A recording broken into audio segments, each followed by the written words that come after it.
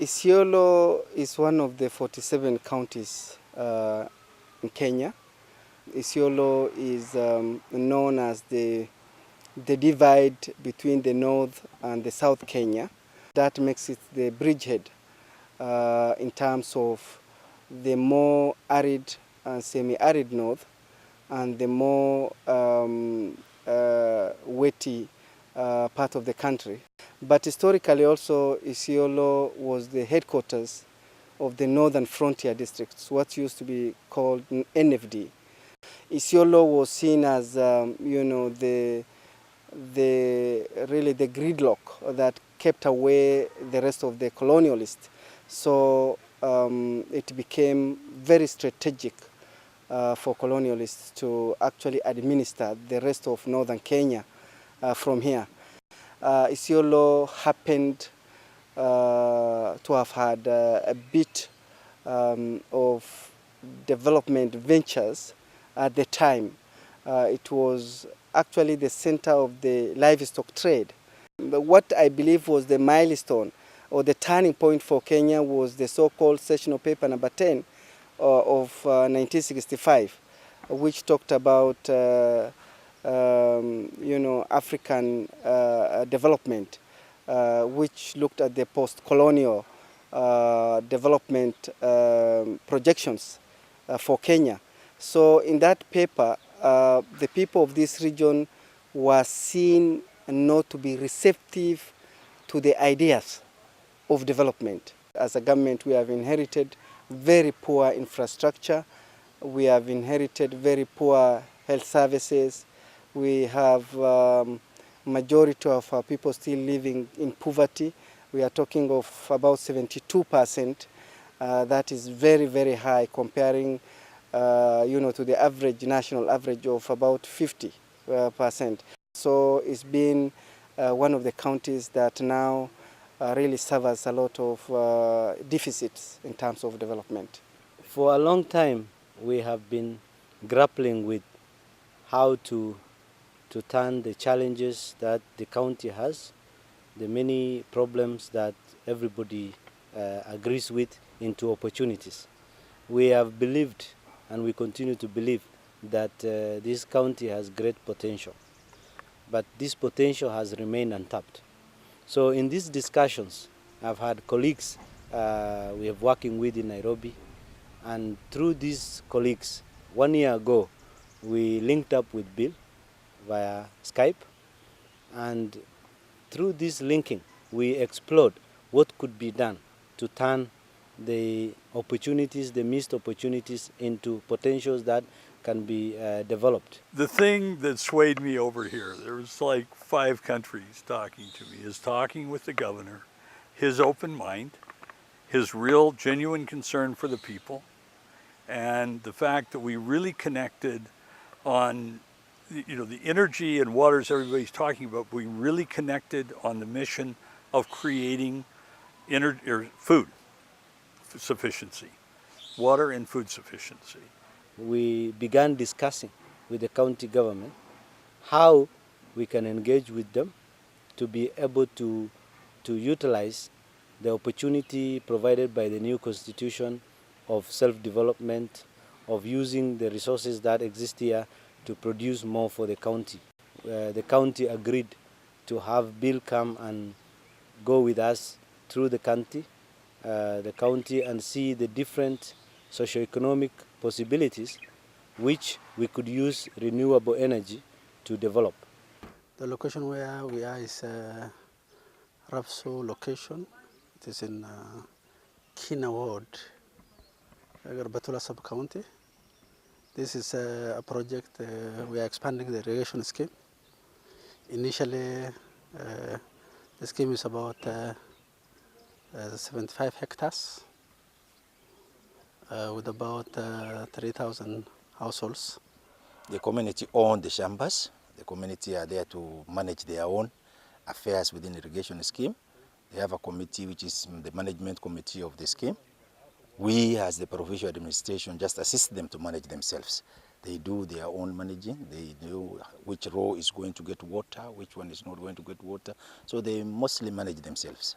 We are expanding it through support from the National Irrigation Board, and we are planning to increase the acreage to about 200 hectares. We also intend to improve water use efficiency. They used to use earth canals. Now we are lining the canals. The intake is about 4 kilometers from where we are currently. Currently, about 2 kilometers is already lined with concrete. So the project's objective is to improve the irrigation infrastructure so that we use water use efficiency and increase productivity. Can I ask you, I mean, this is a paradise. You have, I'm looking at it, and I'm just wondering, what are the barriers? Because right now this is, I mean, I'd love to move here. I mean, this is beautiful, but you have water, you have the resources, you have this red land is very rich, isn't it?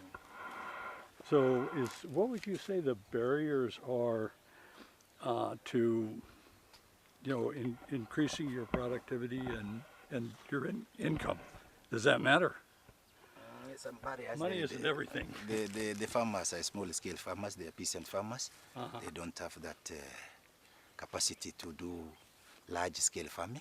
Even though each member is having 1 acre of land, right, and he cannot fully cultivate that 1 acre of land due to his or her ability. right. Meaning that he or she does not have the enough fund to make the shamba, cultivating the land throughout the year. So hence you see some fallow places.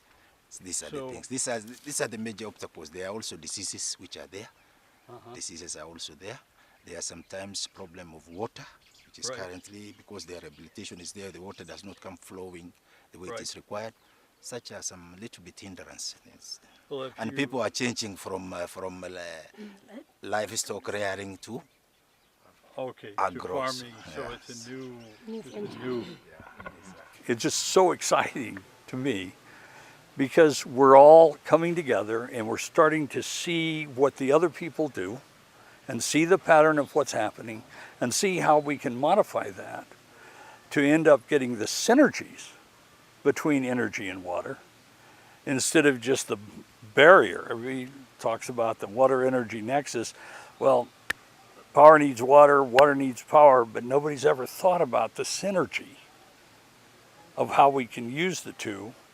And the beneficiary is being able to grow crops where people have never thought of it. And with no limit to sunshine, you should have the lowest cost solar. Really in Africa, maybe Somalia might be cheap, but you have the rivers coming off of Mount Kenya, and people have just, I think they've flown over a diamond. Everybody's been looking for gold and easy, low-hanging fruit. I think what we have here is the really long-term sustainable plan. Our population as of now is about 142,000 people. It's quite small compared to other counties. The unfortunate thing is that the population, almost 80% of the population has been psyched to dependency, what I may call dependency syndrome. This county has been on relief year out, year in. So it is a matter of just changing the way we think, changing our attitude, and changing the way we do things. And we'll be able to turn around the economy of our county. Isiolo is very suitable for agriculture. We have vast lands which today lay bare. They are not being used. Hundreds of thousands of acres, in the interior part of the country. We are talking of Cherab, which is huge plain lands suitable for agriculture. And what we have right now is very rudimentary, people using their bare knuckles to grow, few type of crops. But I think if we mechanize agriculture, Isiolo can feed not just this county, but the whole country. Women here if you go, especially during the drought, they are the sufferers. You'll be affected so much, plus the under 5 children. Because most of the labor, household labor, the woman is the one to provide.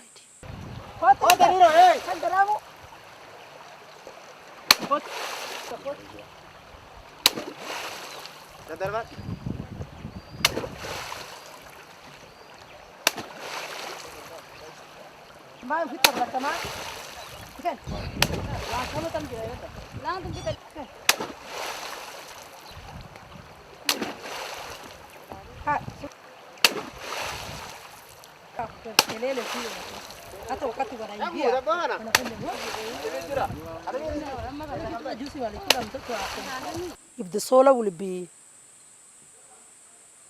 put at the borehole and brought water at home, she would have saved her energy, her time, so that she can do better things.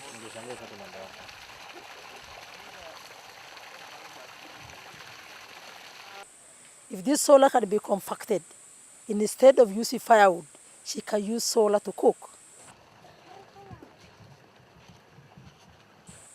Her health will be improved because there is no that carbon produced out there. It's a clean energy. When she gets water to her farm, she'll get sufficient food.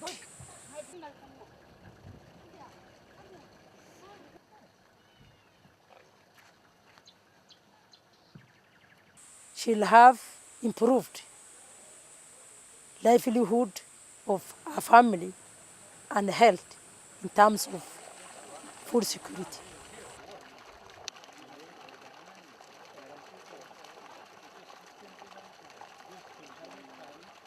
Well, our team has expertise in agriculture, water, energy, not electricity, energy, electricity, and food production.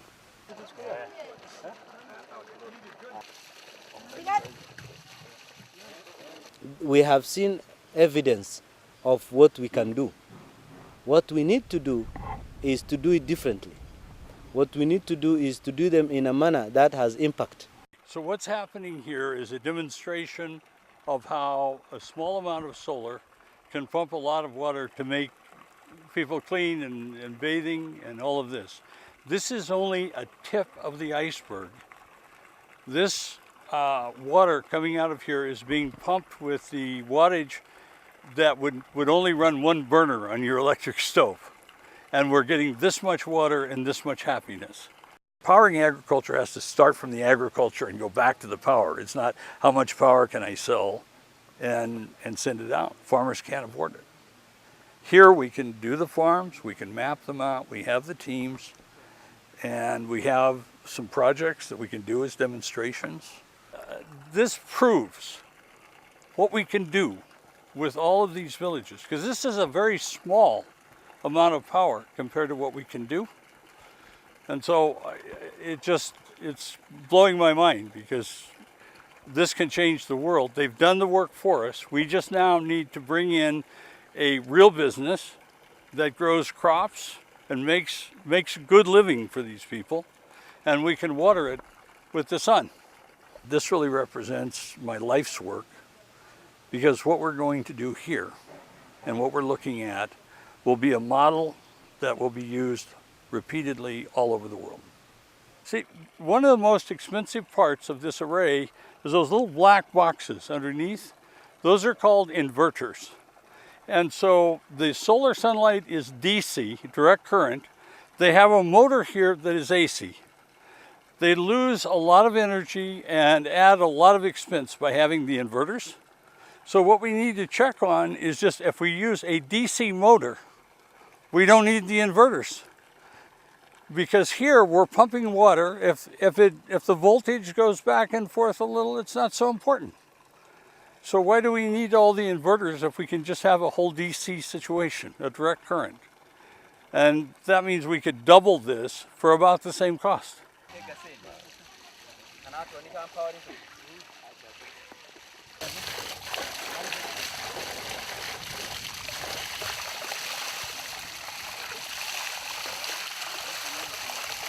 the biggest challenge is bringing a team together. You've heard me say it takes a village to save a planet. Well, it really takes two villages. It takes a village of expertise in different areas, but it takes a village of people on the other end that each know what's best there. What we have not had is information transfer. We've had technology transfer, but we haven't had information technology. Successive governments have really not invested in education in this region. So there's a lot of deficit in many sectors. It is just probably in the last 2 decades that a few of our people and our young men and women have got access to university education. And my goal with both Good Wealth and Altresco as the commercial entity is to bring training so that as we do things, as it's just obvious to me, we have no problem finding very bright minds that can be interns along with us. Without education, this county cannot even think of a takeoff, because you can only take off when you have skilled people. And we're not just doing the projects to do them, so people more and more will understand the whole picture, and they can go out to more distant regions and impact this. The abattoir, the slaughterhouse, which is built in Isiolo, which if is operationalized, will help the herders and the whole consumer, the producer chain, to be able to benefit from value additions. If we do good animal husbandry, if we provide veterinary services, if we educate our herders to be also business people, I think livestock sector will be restored and will revive, and it will become thriving. So that abattoir is the entry point. If the sewer comes out from here, I was thinking you can see the pit on the other side. Right. That is where it will go. Mm-hmm.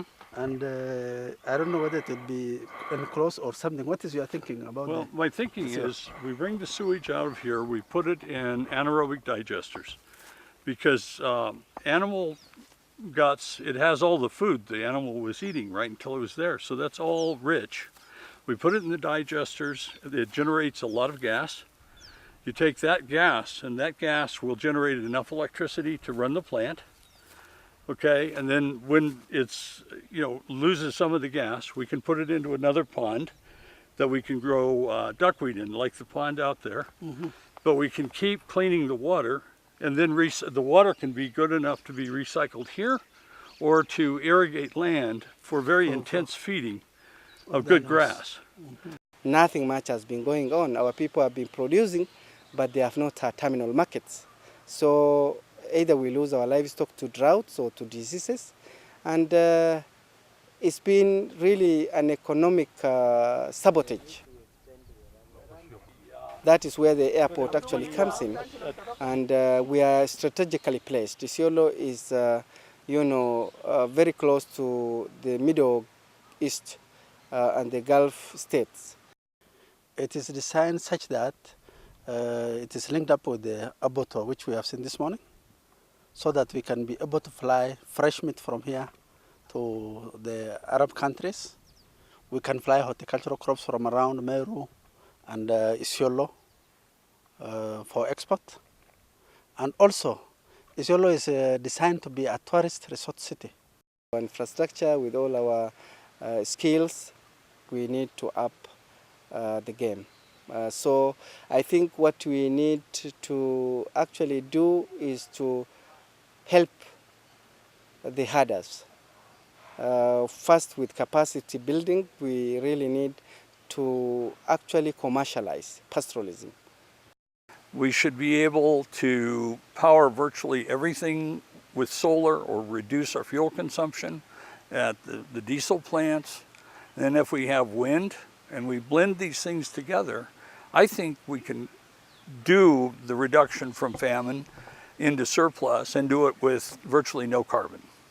When we went round, we saw that many of the boreholes for drinking water are basically run by gensets, generators, which are expensive to run, difficult to maintain, the technical know-how is not present, and they are prone to breakdowns.